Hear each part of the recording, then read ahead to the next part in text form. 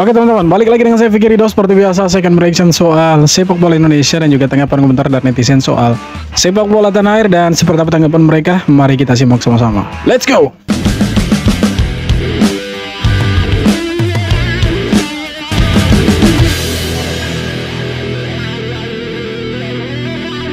Kalau korang tak tahulah, pada 31 Januari semua pemain warisan-warisan ni Malaysia ni semua dah lapor diri, cuma menunggu kelulusan daripada kerajaan Malaysia sendiri. Dan aku baca juga daripada story TMJ sendiri kan, dia siap hashtag lagi, mereka tak biasa, malas nak bising-bising. Jadi kita sebagai rakyat Malaysia ni, kita jangan bising-bising sangat, jangan heboh-heboh sangat. Kita buat kerja senyap-senyap je, diam je. Buat kejutan mereka. Yang bising tu korang faham-faham lah diorang tu macam mana. Bagi aku, yelah, aku pun memang jarang cerita pasal pemain warisan ni. Jadi aku memang tak ambil pot langsung. Selepas dah banyak kali dah kena tipu, aku rasa aku dah tak nak cerita dah. Memang dah frust dah, geram dah. Dan apa-apa pun ni lah, biarlah TMJ handle lah, pandai-pandai lah. Aku pun cerita pasal pemain warisan ni, aku tak nak ramai, aku tak nak banyak sangat, sebab macam-macam komen muncul-muncul. Aku pun tak tahu datang pada mana. Jadi aku kalau ada komen-komen cerita, aku mute biarlah view naik. Diorang tengok je lah, tak payah komen-komen. Jadi tak tahulah video ni komen macam-macam lah. Tapi itulah, bila kita bahas pasal pemain-pemain Malaysia ni macam-macam kan. Jadi doa yang terbaik lah. Jadi awal pun hashtag mereka tak biasa. Sepertinya mereka ada pemain baru nih, pemain dari Liga 2 Portugal kalau tidak salah. Kalau tidak salah itu.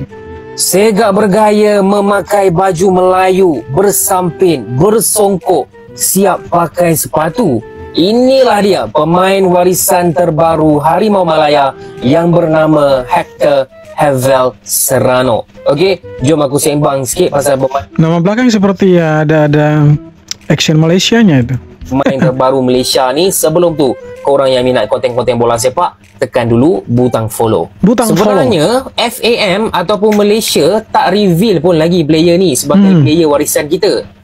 Yang dah reveal awal-awal adalah dia punya kelab sendiri, Portimonense FC.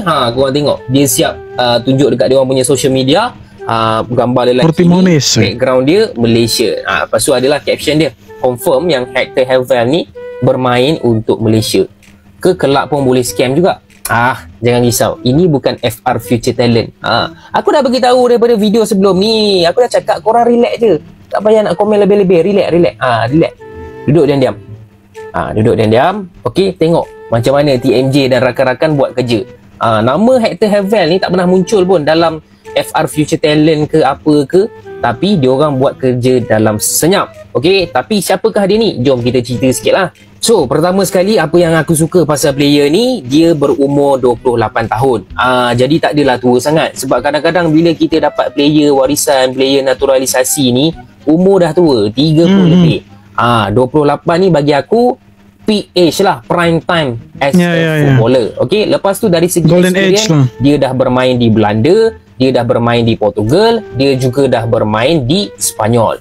Akhirnya mereka dapat pemain warisan, tapi mereka punya pemain warisan ini bukan diumumkan sama media-media Malaysia seperti yang lalu-lalu.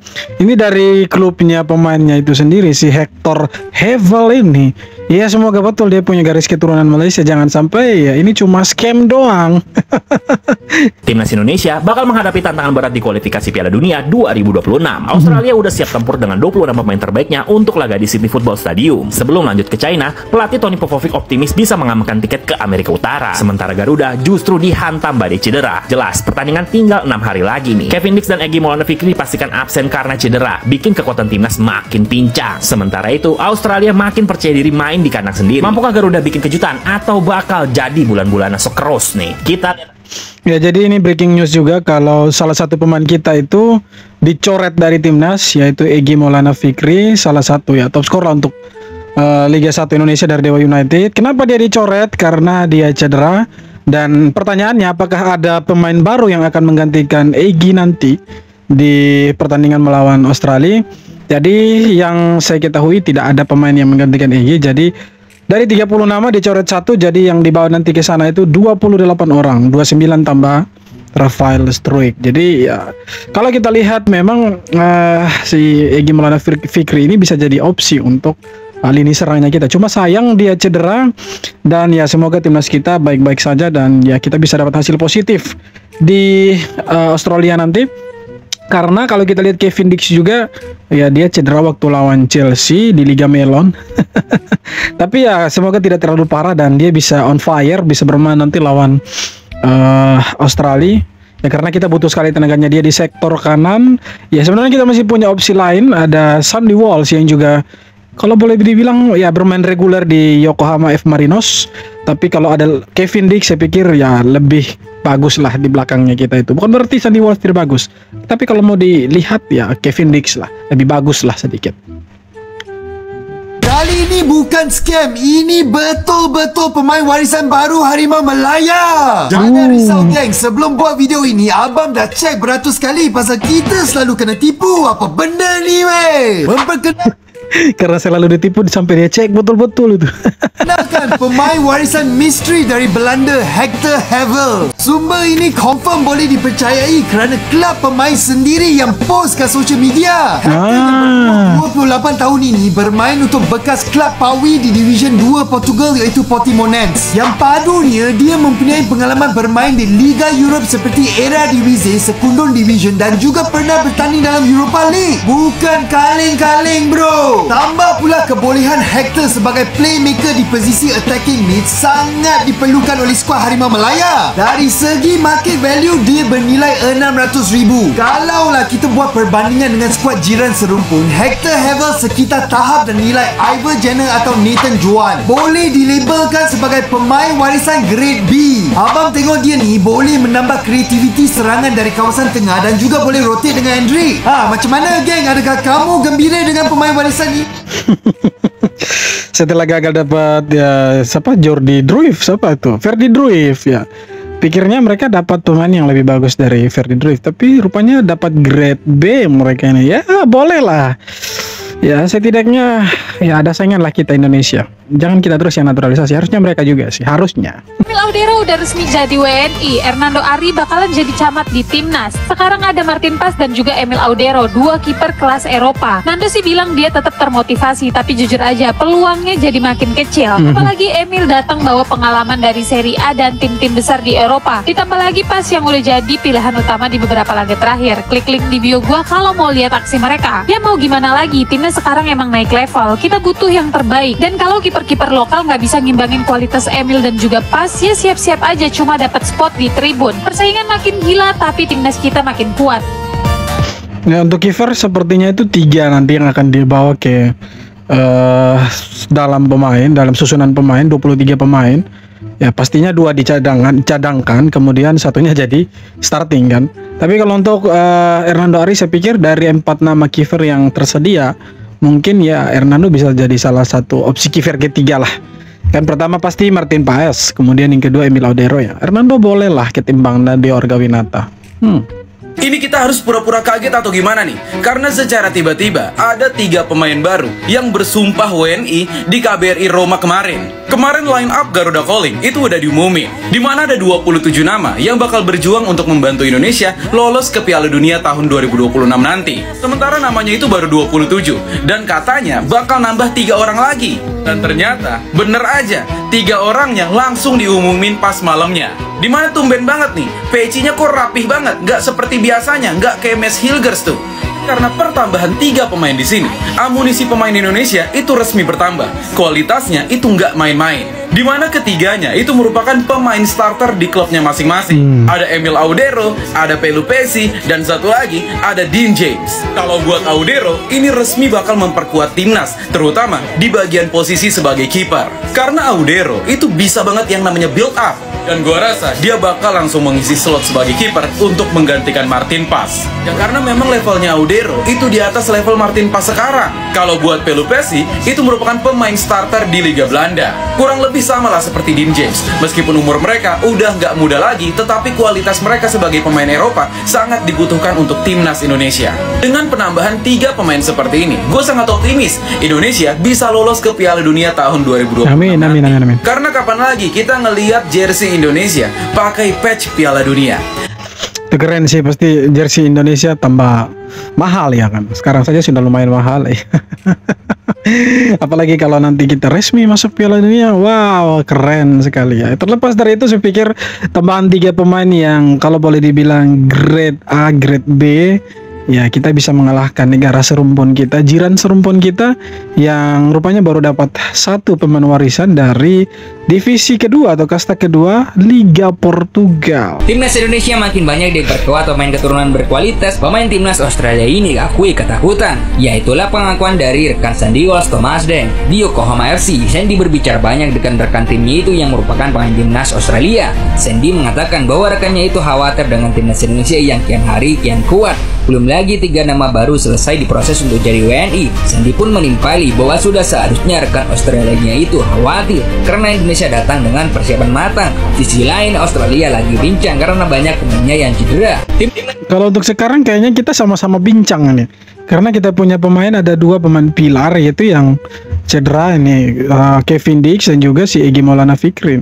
Jadi sebenarnya untuk sekarang posisi sekarang ya ini sama-sama pincang sih sebenarnya timnas ini. Sepertinya kami bakal melawan Belanda. Sepertinya kami bakal melawan Belanda. Pelatih timnas Bahrain, Dragan Talajik heran dengan timnas Indonesia. Setiap pertandingan komposisi berubah dan banyaknya pemain naturalisasi yang bergabung. Melawan Indonesia, setiap kali dalam daftar ada 2 atau 3 pemain baru.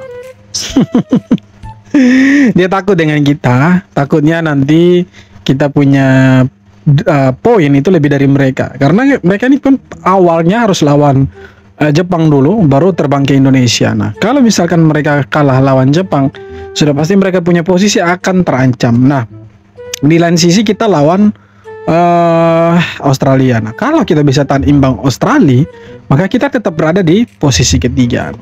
Dan kalau misalnya kita menang, maka kita akan geser Australia. Itulah yang ditakutkan sama Dragan Talajik, pelatihnya Bahrain ini teman-teman. Pelatih El Minyak Bahrain ngebacot nih guys. Tuh lihat tuh katanya tuh, sepertinya kami akan menghadapi Belanda. Apaan? Maksud lu apa? Nyindir lu? Sewot amat lu jadi pelatih. Datang aja ke Indonesia. Sekarang giliran lu away ke Indonesia, main kalah pulang. Udah gitu aja, nggak usah ngebacot. Belum lagi nih guys, ada satu lagi nih. Tuh lihat tuh guys, Bahrain meminta Papa AFC untuk kirim 8 orang untuk memantau jalannya pertandingan melawan Indonesia. Sekalian satu RT, sekalian sama kantor-kantor AFC-nya itu kesini ke Indonesia buat pantau lu ya. Manja banget lu, minta bantuan papa mulu, main sendiri napa? Minta sana sini mulu lu Lagian Indonesia tuh ya negara sportif, bukan kayak negara lu. Jadi besok untuk tanggal 25 AFC lu datangin gak apa-apa, PBB sekalian lu datangin tuh. Habis itu main kalah pulang. Baik kalau misalkan datang 8 orang mereka menang, kalau kalah kan lebih memalukan itu. PSSI-nya Malaysia itu menyetop program naturalisasi. Alasannya katanya ditolak oleh pemerintah. Loh kok ditolak? Ini kan program yang sangat bagus ya. Karena yang mau dinaturalisasikan itu pemain-pemain yang berdarah Eropa, kayak yang di Indonesia. Tahu nggak kalian kenapa ditolak sama pemerintah Malaysia? Karena naturalisasi sebelumnya bikin malu. Iya, Malaysia berkali-kali dipermalukan di dunia internasional nih. Pemain-pemain yang dinaturalisasi Malaysia itu ternyata asal klaim. Pemainnya menolak dan mempermalukan Malaysia. Contoh kemarin tuh ada Josh Brownhill ya, sampai putra mahkota Johor, tuanku langsung klarifikasi minta maaf loh. Nah kemarin ini yang baru ada tuh Ferdi Truif juga bilang, kapan aku orang Malaysia? Ada juga pemain yang lainnya kayak Iggy Hoben, Ethan Whitley. Gara-gara itu pemerintah Malaysia kayaknya, aduh udah malu nih ya kan. Dia tolak tuh program dari FAM. Gak jelas kalian ini mau naturalisasi asal klaim aja. Kalian pikir ini Indonesia, mungkin itu pikirnya ya. Jadi sekarang yang dibolehkan oleh pemerintah Malaysia itu pemain asing yang udah tinggal 5 tahun di Malaysia. Nah itu boleh dinaturalisasi. Kalau pemain-pemain yang diperkirakan ada darah Malaysianya udah pasti ditolak pemerintah Malaysia. Kenapa? Udah sempat bikin malu. Nggak ada istilah pemain Eropa berdarah Malaysia. Itu nggak ada. Itu hoax semua. Dongeng itu, dongeng tidur. Hanya Indonesia yang tiba-tiba tidak ada hujan, tidak ada angin, tiba-tiba 3 nama langsung jadi WNI. Wah keren. Dan sudah pindah federasi dan siap main lawan Australia dengan si Bahrain itu keren sebenarnya kita. Tapi pertanyaannya, apakah tim scouting dari Malaysia ini mereka tidak punya data seperti Indonesia? Karena kan untuk Indonesia itu, setahu saya tim scouting itu punya data-data nama-nama pemain keturunan yang berkarir di luar Indonesia, di Eropa. Apakah Malaysia tidak punya data-data itu atau seperti apa? Harusnya punya, kalau ya sekelas federasi pasti ada lah. Apakah tidak ada koneksi di Eropa atau seperti apa? Berbeda mungkin dengan Indonesia, cara mereka untuk mendapat pemain warisan. Nah kalau kita kan itu kita punya tim scouting, kemudian ketika kita menganggap dia itu punya garis keturunan Indonesia, ya bukan hanya sekedar menganggap, tapi memang dia juga mengakui kalau dia punya garis keturunan Indonesia. Jadi ketika ditawar untuk dinaturalisasi dan bermain untuk timnas, ya mereka tidak menolak. Dan tidak sama kayak Malaysia, ketika mereka mengklaim satu pemain, ya pemain yang diklaim justru menolak. Bukan hanya menolak, mereka bingung, loh kapan kita jadi orang Malaysia, kapan kita punya darah Malaysia. Kalau kalian tidak say guys, ini adalah the most valuable goalkeeper in Asia guys, atau dalam bahasa Indonesia guys, goalkeeper yang paling bernilai guys ya di Asia guys ya. Number 1 is Zion Suzuki Honda, is number 1 baby. Dan Emil Audero guys is number 2. And number 3 Leo Kokubo from Japan guys ya. Nombor 1 dan 3 dari Japan guys ya. Matthew Ryan, Yohei Takaoka. Wih, Jepun banget, banyak banget guys. Indonesia punya 2 ini, Emil Audero, Martin Paes. Wih keren kita ini. Dan Martin Paes. Yes baby, Martin Paes. Yes, Martin Paes favorite goalkeeper aku guys. Keisuke Osaka, banyak tuh Jepang guys. Joey Gauchi, Abdul Volki Nimetov dan Rusma Yatimov. Tapi ada 2 goalkeeper Indonesia guys ya dalam top 10 goalkeeper yang paling bernilai. Malaysia ada kah? Kayaknya tidak ada Malaysia di Asia guys, tapi Jepang banyak guys, ada 4. Australia have 2 dan kita ada 2 guys. Kita sama dengan Australia guys. How well it. Di sebalik Emil nombor 2 guys ya, goalkeeper yang paling bernilai, tapi ada juga lah yang macam rasa seperti Martin Paes yang lebih bernilai. Tapi bagi aku guys ya, Emil atau Martin Paes, kedua-duanya goalkeeper yang paling bernilai lah. Tapi guys ya, adakah Emil mampu menyaingi Zion Suzuki guys? Nah kalau kita lihat Zion Suzuki kan dia bermain di Parma, kalau tidak salah. Dia dengan Emil Audero ini kan sama-sama bermain di Serie A. Nah kenapa Martin Paes itu market value-nya itu di bawahnya Emil Audero? Ya salah satu faktor itu dia bermain di MLS. Ya, kita tahu lah Liga MLS ini mungkin ya ada di nomor sekian dari Serie A. Jadi wajar kalau Martin Paes itu ada di atas. Dan ya Zion Suzuki, kipernya Jepang itu, dia kan bermain di Parma. Parma itu salah satu klub besar, legendaris juga di Italia Serie A. Jadi menurut saya ya tidak ada salahnya. Tapi Martin Paes masuk ke dalam daftar kiper termahal ya untuk Asia, saya pikir ya sudah luar biasa, karena kita punya 2 kiper yang masuk dalam daftar. Itulah kehebatannya kita, dan yang tidak dipunyai sama negara tetangga kita, negara tetangga yang lain. Oke teman-teman, jadi itu dia beberapa video tanggapan komentar dari netizen untuk sepak bola kita. Dan ya kabar buruknya, Egy Maulana Fikri dicoret dari timnas karena cedera. Dan ya kita berharap timnas baik-baik saja dan kita bisa curi poin nanti di Australia. Dan tanggal 25 kita bisa dapat poin di GBK. Kita harap yang terbaik untuk timnas, dan tetap ayo kita dukung timnas sampai masuk Piala Dunia. Sekian video kali ini, terima kasih banyak sudah nonton sampai akhir, dan kita jumpa lagi di video-video berikutnya. Hormat.